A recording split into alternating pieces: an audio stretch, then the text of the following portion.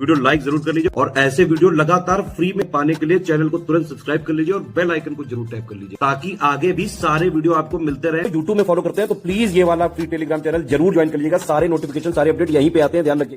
नमस्कार दोस्तों जो हम लोग डेली आर ओ के लिए टारगेट ले रहे थे, उसके लिए मैं एक बहुत अच्छी स्ट्रैटेजी ले आया हूँ आपके लिए। जो डेली सेल्फ स्टडी करने वाले बच्चे हैं, जो सीरियस एस्पेरेंट हैं, जो अपने लिए 7 घंटा डेली निकाल सकते हैं, 6 से 7 घंटा डेली, और सिर्फ नौकरी के लिए उनको इस साल पढ़ रहे हैं कि उनको जॉब चाहिए, तो वो एक साथ पता है डेली पढ़ के आर ओ को भी कवर कर सकते हैं, UP PCS 2025 को भी कवर कर सकते हैं, UK PCS 2025 को भी कवर कर सकते हैं। कैसे? बहुत शानदार स्ट्रैटेजी है ये। अगर आप इसको डेली फॉलो करके पढ़ेंगे, आराम से आपके तीनों एग्ज़ाम कवर हो जाएंगे, और वो भी बहुत ही जल्दी। ठीक है, क्योंकि ये सब सेम है, ये तीनों एग्ज़ाम पूरे सेम ही है। यहाँ पे आपको पता है मेंस जो है MCQ होता है, पर थोड़ा डीप लेवल का होता है, और ये दोनों तो पूरे ही सेम है, बस यहाँ UP GK या UK GK। ठीक है, तो देखिए जैसे आज से टारगेट जो होगा आपका, तो वही टारगेट जो चल रहा है वही है। ठीक है, तो सबसे पहले मॉडर्न हिस्ट्री जो है, मॉडर्न हिस्ट्री आप इससे शुरू करिए। मॉडर्न हिस्ट्री देखिए तीनों में है भाई, मेंस में भी है, तीनों में प्री में भी है, तो आपका पूरा कवर हो गया कि नहीं। तो मॉडर्न हिस्ट्री के लिए 2 घंटा आपको मॉडर्न हिस्ट्री पढ़नी है। जो आपने टॉपिक पढ़ा वो आपको मैं दे भी रहा हूँ कौन सा, और फिर जैसे ही 2 घंटे मतलब वो पूरा चैप्टर आपने पढ़ लिया, फिर एंड के 15 मिनट आपको उसी को फिर से रिवीजन करना है। ठीक है, उसी को क्या करना है, रिवीजन करना है। क्या पढ़ना है वो दिखाता हूँ। तो आज आप पढ़िए ये एडवेंट ऑफ यूरोपियन, यानी यूरोपीय कंपनियों का भारत में आगमन, कि ईस्ट इंडिया कंपनी की स्थापना कब हुई, पोर्तुगीज़ कब आए, है ना, यूरोपियों का आगमन कैसे हुआ।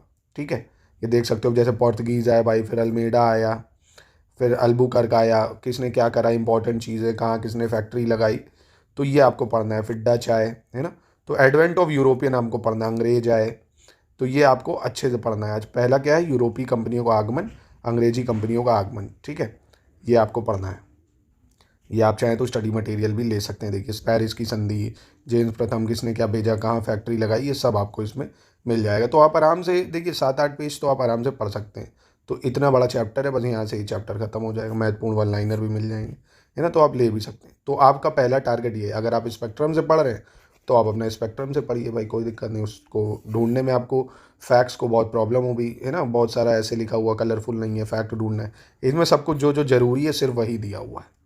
तो पहला टारगेट हो गया आपका एडवेंट ऑफ यूरोपियन या यूरोपीय कंपनियों का भारत में आगमन। ठीक है, अच्छे से पढ़ना है भाई, पूरा ध्यान रखना। Portuguese, Dutch, English, Danish, French, है ना, किसने कहाँ फैक्ट्री लगाई है, किसकी किससे युद्ध हुआ है, कार्नेटिक युद्ध किसके बीच में हुआ, क्या संधि हुई, treaty of Aix la Chapelle, treaty of peace of Paris, ये सब। ठीक है, पढ़ते जाना, फिर उसके बाद नोट्स बनाना, वो भी मैं बताऊंगा, आप इसको फॉलो करो अच्छे से। इसको आज पढ़ना है आपको। ठीक है, एडवेंट ऑफ यूरोपियन। दूसरा टारगेट है ये इंडियन ज्योग्राफी से आपको शुरू करना है। इंडियन ज्योग्राफी से भारत का आकार और स्थिति, नहीं, भारत की आकार कितना है भाई, नॉर्थ से साउथ कितना है, ये आकार, ये 37,6,8,4, 68,7,97,25, ईस्ट से वेस्ट की लंबाई कितनी है, नॉर्थ से साउथ की लंबाई कितनी है, सबसे ईस्टर्न जगह कौन सी है, सबसे वेस्टर्न कौन सी है ना, ये सब आपको पढ़ना है इसमें। देखिए ठीक है, लैटीट्यूड लॉन्जिट्यूड पढ़ना है। क्षेत्रफल की दृष्टि से विश्व का 7वां सबसे बड़ा देश है। 7 देश भारत से बड़े, 6 और कौन से हैं, है ना। अक्षांशी विस्तार क्या है भाई, भारत उत्तरी गोलार्ध, दक्षिणी गोलार्ध, कर्क रेखा, ये सब आपको पढ़नी है।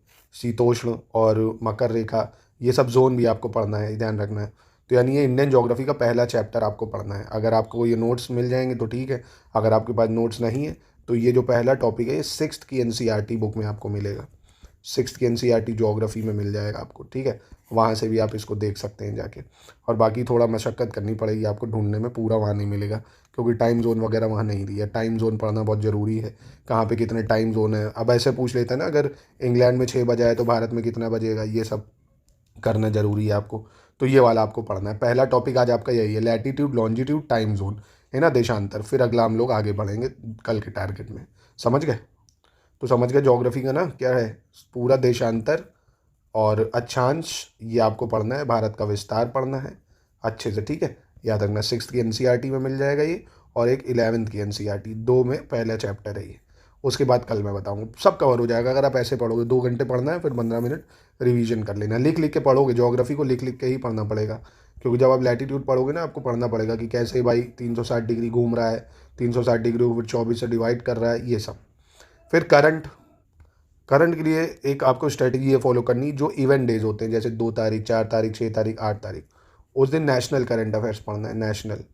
ठीक है, जो नेशनल इंटरनेशनल का स्टडी फॉर सिविल सर्विसेज में 1 घंटे का वीडियो होता है, उसको आराम से सुनते जाओ और नोट करते जाओ, नोट्स ले लो उसके, है ना, पूरे नोट्स ले लो उसके।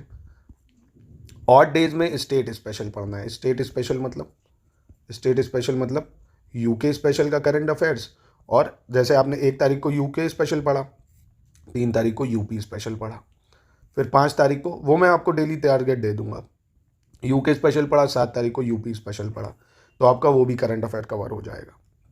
समझे मेरी बात? जैसे आज आपकी 7 तारीख है, तो आज 7 तारीख में आप पढ़िए कौन सा करंट अफेयर्स, आप पढ़ लीजिए यूपी स्पेशल का करंट अफेयर जनवरी का, ठीक है। तो आज आप यूपी स्पेशल जनवरी का पढ़ लीजिए। 1 घंटे में, आधे घंटे का वीडियो होता है, 1 घंटे में आप उसको 2-3 बार रिवीजन कर सकते हैं, ठीक है। ये पढ़ लीजिए, और थोड़ा टाइम मिले तो नेशनल इंटरनेशनल वाला जनवरी का कर लेना, ठीक है। हिंदी आपको डेली पढ़नी है। देखिए हिंदी यूके पीसेज में भी है, 150 नंबर का मेंस होता है, यूपी पीसेज में भी 150 नंबर का मेंस होता है, और आर में तो आपको पता ही है हिंदी का कितना रोल है, ठीक है। तो हिंदी आपको डेली पढ़नी है। डेली टारगेट आज आपका वही है, 100 शुद्धियाँ जो है लिख लिख के आपको लर्न करनी है, और 100 तत्सम तद्भव लर्न करने, ठीक है। 100 तत्सम तद्भव लर्न करने, ये हिंदी का हो गया आपका टारगेट। और टाइम अगर आपके पास बच जाता है तो 15 से 20 मिनट आप डेली में ऑल्टरनेट में, डेली अल्टरनेट जैसा टाइम आपको बच रहा है, रीजनिंग को जरूर लगा लीजिए। आप ये रीजनिंग 30 दिन ही करेंगे ना, 15 नंबर आपके पक्के हो जाएंगे, ठीक है। संडे टेस्ट लगा लेना, ज़्यादा टाइम नहीं लगेगा। पूरा वीडियो पढ़ा होगा स्टडी फॉर सिविल सर्विसेज, उसको देखना।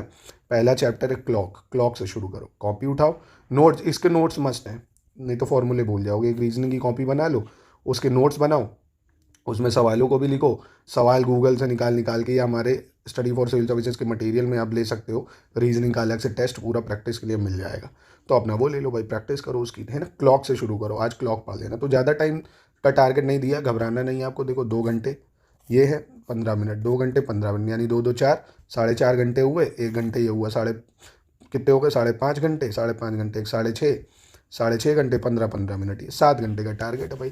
क्या 24 घंटे में 7 घंटे आप नहीं पढ़ सकते हो क्या? इतना तो पढ़ना पड़ेगा अगर आप अधिकारी बनने की तैयारी कर रहे हो। और देखो इस तरह से आप ना, एक टाइम आएगा 2 से 3 महीने में आप 3 एग्ज़ाम के लिए प्रिपेयर हो चुके होंगे। तो ये एक स्मार्ट तरीका है पढ़ने का, है ना। नहीं तो इसमें मैं अभी बीपीएससी भी जोड़ दूँ, फिर बिहार के भी पढ़ना पड़ेगा। तो 2-3 एग्ज़ाम को टारगेट करो, बहुत है। सब एग्ज़ाम को टारगेट मत करो। फिर अगर बिहार पीसेस करना है तो उसकी जगह यूके हटा के आप बिहार कर लो, है ना। उसमें ये चीज़ें ऐड कर लेना। एमपी करना है, यूके हटा के एमपी कर लो, यूपी हटा के एमपी कर लो। तो ये आपके ऊपर है। ये मैंने चीज़ें बताई, अगर आपको ये पसंद आया तो मुझे बताइए, मैं इसको डेली आपको दे दूंगा टारगेट। बाकी ऐसे ही टारगेट के थ्रू आप हमसे जुड़िए, हमारी टीम के साथ, आपको मज़ा आ जाएगी।